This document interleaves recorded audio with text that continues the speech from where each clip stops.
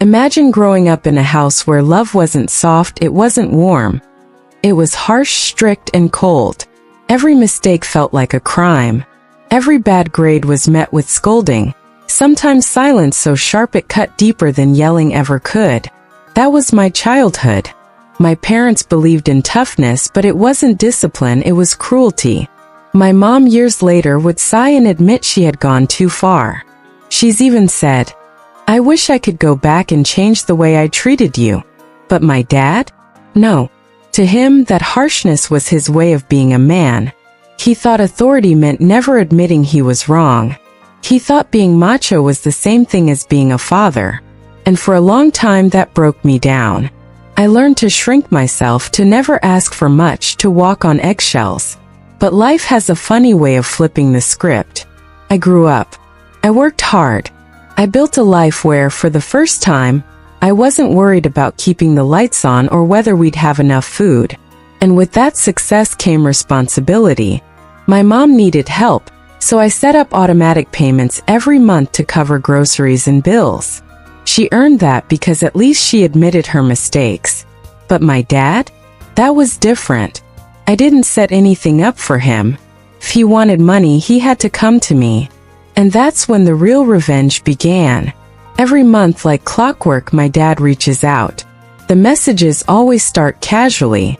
"Hey Iho, did the money go through?" And I play dumb. "Oh, I don't think so, maybe it's still processing. Give it a couple days." I can almost feel his pride cracking through the phone.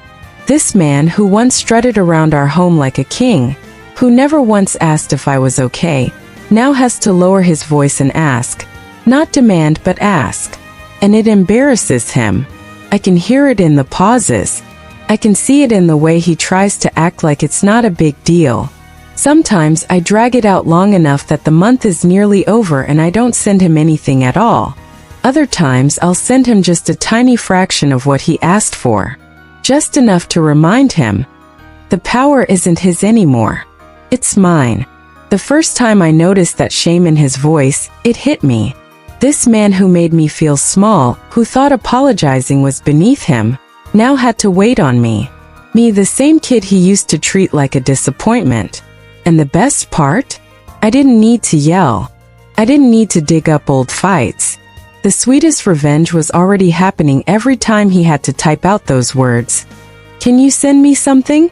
He'll never say it, but I know it kills him inside. His pride is too big, his ego too stubborn. But he feels it. He knows the roles are reversed. And I'll be honest, I don't feel guilty. I'm not cutting him off completely. I'm not destroying him. I'm just letting him taste the helplessness he spoon-fed me as a child. Sometimes I log into my bank account and I hover over that button to set up an automatic transfer for him, just like I did for my mom.